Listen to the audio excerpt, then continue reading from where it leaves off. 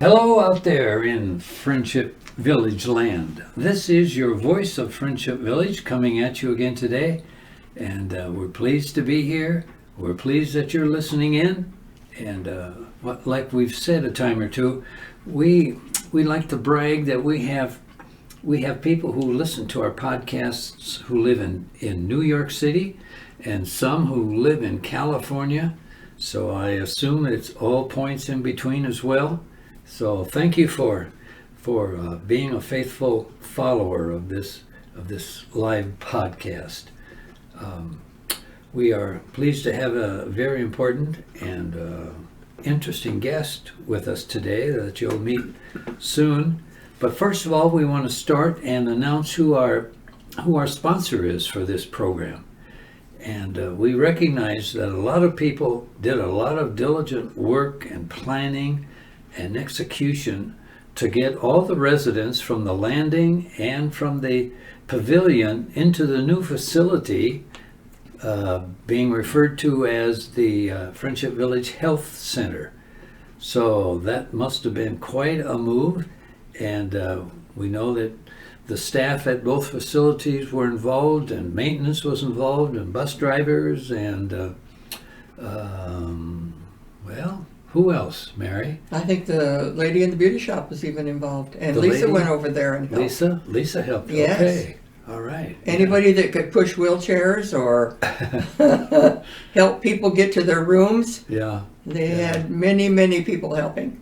Well, I know it might be a little confusing for some of the residents who had to make the change, but hopefully in the long term they'll soon appreciate their new digs, their new surroundings, and it really looks nice. Mm-hmm. And I think they'll be as proud of it as we are.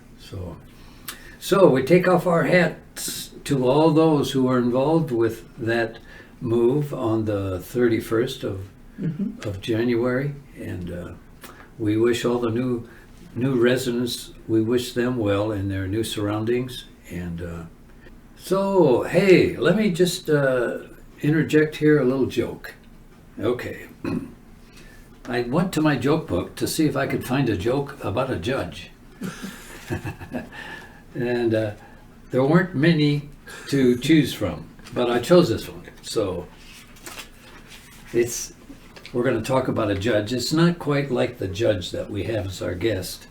We're not telling you the name yet, but you all know who we're talking about. But so the scene is the judge is in his chambers and he's interviewing a defendant and just asking a few preliminary questions to find out how he should proceed with his end of the affair. So the judge starts off and he says to the man, "Have you ever held up a train?" He says, "Oh, now and then." "Oh, where did you hold up the trains?" "Here and there." "What things have you taken from passengers on the train?" "Oh, little of this, little of that." The judge said, "Sheriff, lock this man up. I've had enough of his shenanigans."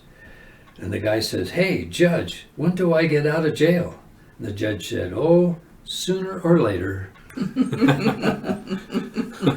Okay. That's a good one. That's a good one. Well, with that in mind, let's just get our interview started. And if you haven't already guessed, talking about a judge, there aren't too many judges here at Friendship Village. The one we have here is someone I think you'll just appreciate learning more about, and that's Steve Clarke. So, Mary, you had some questions you wanted to say. Yes, well, we welcome Steve to our podcast today. Thank you. And by the grapevine, I learned a few things about him, but we want to delve into it a little bit more because he sounds like he's a very interesting person and has a very interesting background, and I want to hear more about it. So, welcome, Steve. Thank you. And we'll start out like we always do. We got to start out with the background. So where were you born and raised? I was born and raised in Des Moines, Iowa. I was the youngest, and still am the youngest of 4 boys. My eldest brother has passed on, but there are 3 of us still around.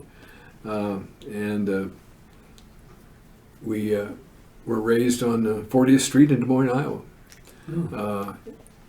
I went to St. Augustine's grade school, which was about 5 blocks from my house, and then Dowling High School, when Dowling was located on College Street in Des Moines, before it moved to West Des Moines. I like to say I attended Dowling when boys were men. Yeah. So after high school, I kind of had my eye on the priesthood, really from about the 2nd grade. I saw Monsignor Walker's big Oldsmobile, and it had a gas tank in the rear fin, and I thought that was the neatest thing I'd ever seen. And I thought, well, that's a good life. That's a good reason. There's a high motivation. Yes. But anyway, so I ended up going to the seminary out of high school, and I went to Conception Seminary in Missouri, and that was run by the Benedictine monks of Conception Abbey. So your thoughts and plans about the priesthood were at least solid enough that you decided to go to seminary. Yes. Yeah. Okay. And so I was there for 4 years, and got my BA from Conception Seminary College. After college, or really when I was still in college, I was having second thoughts about the diocesan priesthood, and so I decided I wanted to join the monastery. So the bishop released me from any obligation I had to the Des Moines Diocese, and so I then became a novice monk in 1967. So I... Was that also in Missouri? Yes, it was also at Conception Abbey, same place that I went to college. Okay. They had a 4-year college and a 4-year school of theology at the time, as well as a farm and a printing press. I don't know whether you've ever heard of Conception Abbey Press. Yes. But Yes, I have. that was their main income, was the press operation, and of course the farm as well. But so I completed the novice year and took simple vows, which is 3 years. You vow to do all the things you're supposed to do to be a monk. Okay.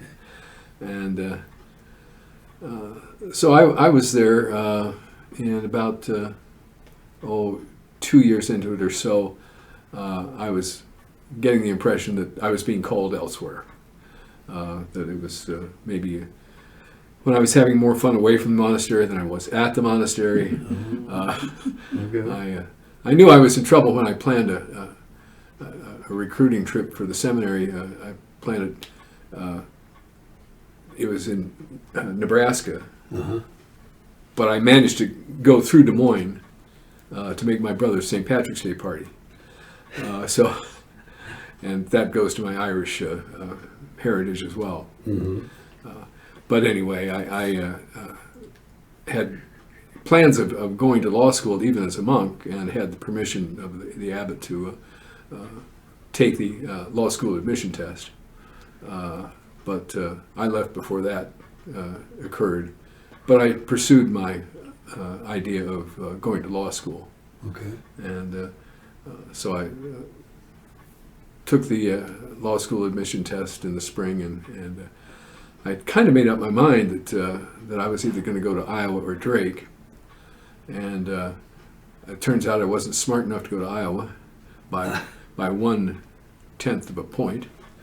And I was put on a wait list at Drake. Of course, I applied for law school at the time. Everybody in the world was going to law school in 1971. So I had a friend that I was in the seminary with who had also moved on, and he was in Mississippi. And so I called him and I said, George, do you think there's any chance of my getting into Ole Miss? And he says, let me call the dean. So George called the dean, and the dean said, tell him to send his stuff. So Okay. I sent all my stuff, and they accepted me, and so I went to Ole Miss because I got in. Oh, Right. you were going to go wherever you got in. That's right. That's Yeah. right. I was intent on going to law school, Okay. and so I had been in Mississippi before. I had been in Mississippi in 1965 as a seminarian. We were in a summer program that worked in Greenwood, Mississippi, where it got kind of exciting sometimes Mm-hmm. because everybody there knew that we didn't belong there. So we were from up north. So Sure. So that took another how many years to get through the law school? Because you'd already had 8 years of college. 3 years. 3 more years. Yeah.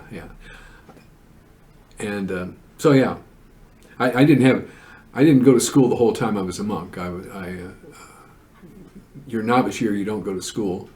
Then the second year I was there, I went to the School of Theology and had made up my mind as well that I wanted to delay any ideas of priesthood and just become a brother, not just, but a brother. Okay. And so anyway, I when I finished there, I was the director of admissions for the college, and public relations was part of that deal too. But anyway, that was another wrinkle in my career. Wow.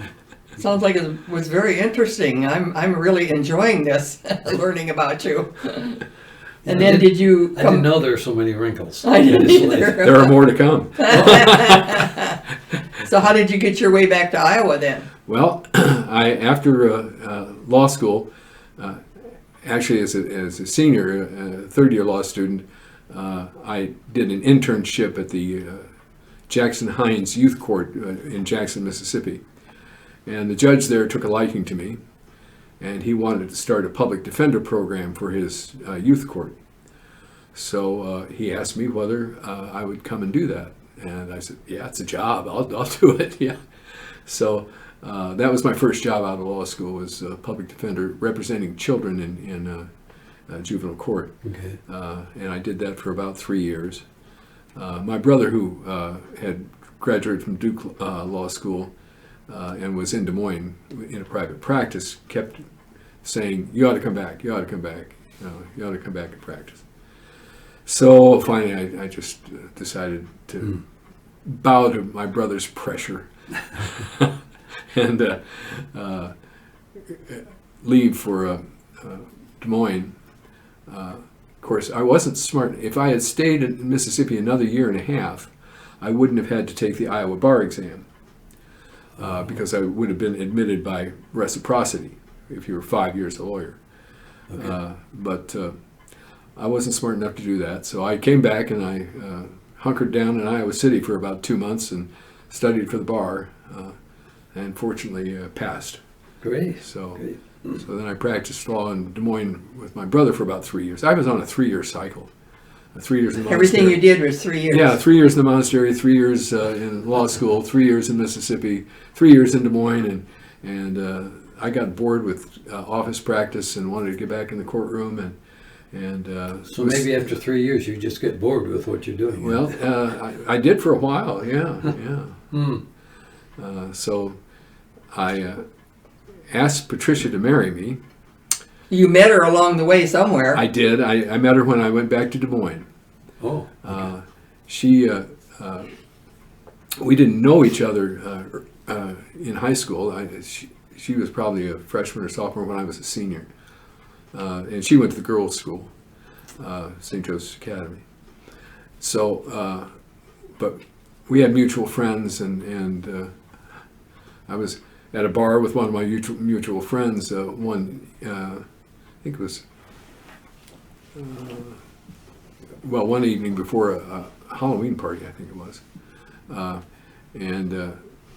So he said, come on with me, I'm going over to the Robb girls' apartment. They're having a party. I said, well, I can't do that. I don't know them. He says, it's just the Robb girls. So, so I went over there, and that's where I met Patricia for the first time. Okay. And we became friends over time. We didn't start dating for probably 2 or 3 years, but then we finally connected, and she wanted to move to Seattle. I told her I wasn't going to take another bar exam, so she finally agreed. Well, she agreed to marry me happily, and then I told her I had applied for a job in Waterloo. It's not Seattle, but so she came along with me. I got the job in the public defender's office as primary lawyer for juvenile court, and was there for about 3 years. Okay. And the one thing that I didn't quit after 3 years was my marriage. Yeah. Good. Good. We just celebrated 40 years last April, and then, however, I did the public defender job for 3 years, and then I interviewed for the juvenile court judge position, and was hired for that, Okay. and where I toiled for the next 13 years. So was that just for Polk County? No, this is here. Blackhawk County. Blackhawk. Or I mean, Yeah. oh yeah, we're in Blackhawk. Yeah. Okay. No, Now, did you have to go through another big exam to get the judgeship? No. You just They had just appoint you. Yeah. And for that particular job at that particular time, it's changed since then. Yeah. But yeah, it was based on your experience and knowledge and that sort of thing. Yeah. I think there were 40 people who interviewed for 2 positions that were open at the time, one in Dubuque and one here. Oh. So I passed that anyway. Yeah, you did. Really? But you stayed with that longer than 3 years. I did. I was a juvenile judge for 13 years, and in 1997 I was appointed to the district bench, where I worked for the next 17 years. Oh, okay. And then, let's see, that was 2015, January of 2015, I retired and took senior status as a senior judge, and that you can do for 6 years. Which I did until January of 2021. Yeah. Does that mean you're kind of on call, available to serve if needed, or? Yes, Yes. it does, and there are a certain number of days that you have to work, Okay. and you maintain your benefits and a small stipend Okay. for the so, as well as your retirement for the 6 years. Okay. So you possibly be a judge the rest of your life. No, Okay. they make you quit absolutely when you're 78. Okay. But I quit before then. I quit at 76. I figured that's probably well. They made me because you can only do senior judgeship for 6 years, Okay. Okay. and so I as a district judge and as a juvenile judge, I worked the 11 counties of northeast Iowa. Oh, okay. And as a juvenile judge, I just basically did Buchanan, Grundy, and Blackhawk, but then expanded as I became a district judge to the rest of the district. Okay. So you traveled to all those courthouses for different cases. Yes, yeah. I bet you had a lot of fun. Yeah, I did, and it was You had a lot of people.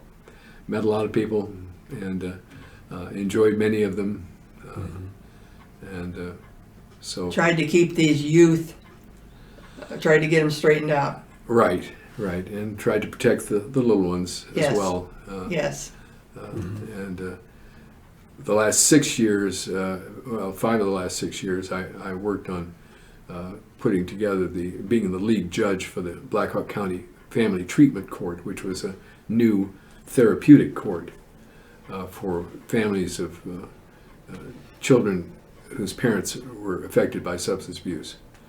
And so we put together a treatment team, and it's a more intense court experience where they meet with the judge every 2 weeks.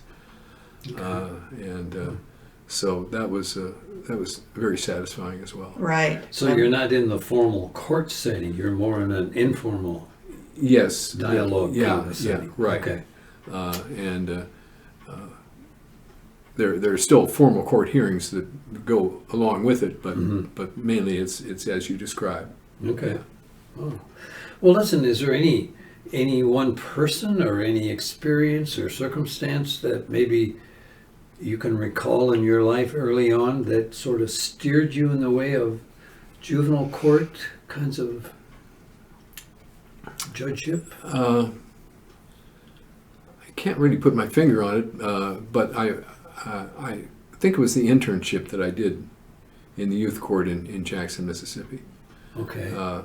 The judge there was a very forward-looking judge, and in fact he was in line for and ultimately served as president of the National Council of Juvenile and Family Court Judges. Hmm. So, which Judge Eastman did too. He was a juvenile judge here, Mhm. and served as president of that organization as well. And it appears that you did like working with the youth, the Yes. younger generation. Yeah, yeah. I told him one day that part of my work history, in fact, my first job out of graduate school was working at the Iowa Training School for Yeah. boys. So I'm sure if I went and had access to all the files, I'm sure I'd see your name a time or two. Yeah. In the I think files. I think there's an eminent possibility of Yes. that. Right. Yeah. So And you have a family? I do. I have my wife Patricia. Rob is her last name. We've been married 40 years and we kept our own names. Right. I didn't change my last name and she didn't change hers. okay. Yeah, we have two boys, Patrick and Timothy. Very good Irish names. Good Irish. name, Patrick. Good Irish names. You bet. bet. Patrick lives in the Chicago area in Oak Lawn and is there with family and two little kids who were children of the woman that he finally affiliated with. And Tim, Patrick graduated from Iowa in finance and so has been in the finance area in Chicago. Tim graduated from West Point and served in the Army. He ultimately took military disability retirement from that. Good. He has since gotten married a young woman from Brazil, Oh, whom he met online and improve your Portuguese, improve your English yeah. kind of trade-off. And Tim majored in Portuguese at West Point. That's And interesting. spent a semester in Rio. I don't know how much studying they got done, but With her there. no. This is before he met her. Oh, before you met her. Okay. So, but yeah, they were married. Actually, Patricia and I went down in July of 2018 and met her family, and then she came back with us, and I performed a wedding at the courthouse You married them? within 2 days. Yeah. Wow, that's very nice. Yeah, it was. It was very nice. They had a church wedding about a year later, but because of the immigration stuff, Right. we wanted to make sure that they were married. And to legalize it. Right, exactly. Okay. Oh, So, but we're enjoying the fact that they are here Hmm. in Waterloo, hmm. and so we get to see them frequently and enjoy that. Good. Well, let me interrupt here just at this moment and just say again to our audience that this program is being brought to you by all the great staff at Friendship Village who were involved in the move January 31st, the move of the landing and the pavilion residence into the new facility, into the new health center. So I can only imagine all the work and all the effort and all the stuff that had to be done to make that happen, but they did make it happen, and we appreciate it. And so we don our hats to you and just say thank you for a job well done. And listen, as long as I have the floor, let me just throw on a quick joke. Would that be all right? Sure. Sure. Okay.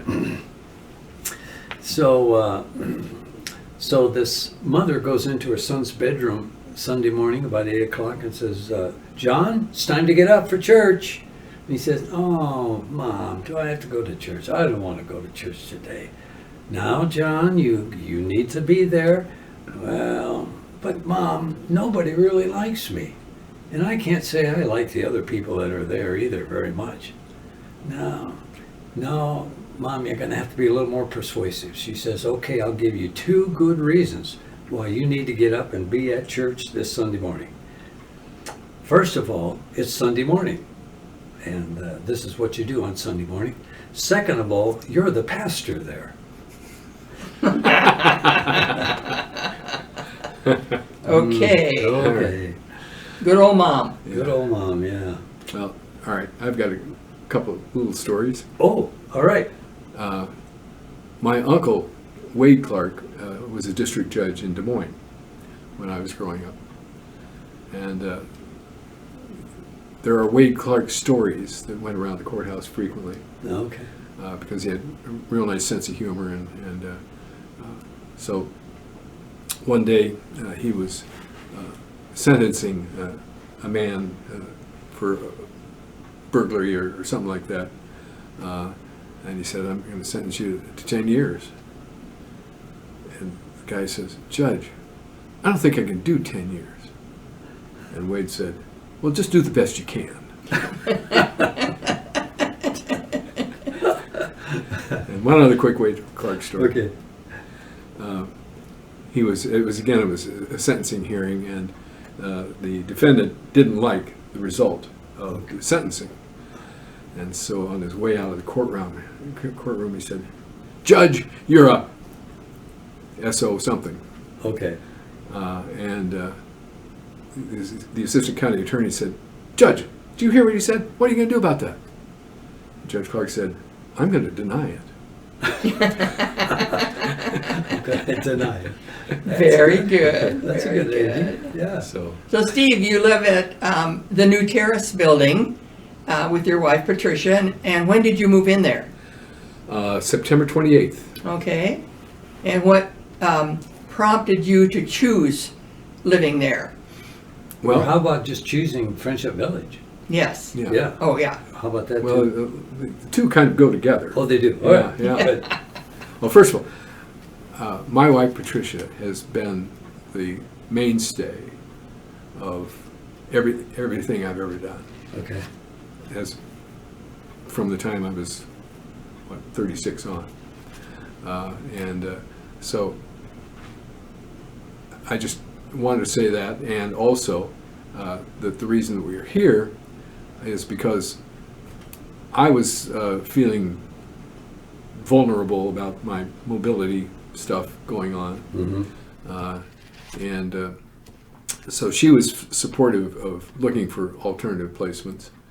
We looked around in Cedar Falls. We actually lived about between the south campus of Western Homes and the New Aldea. Okay. So we looked at both of those places and weren't particularly impressed. So we just kind of let it go for a while.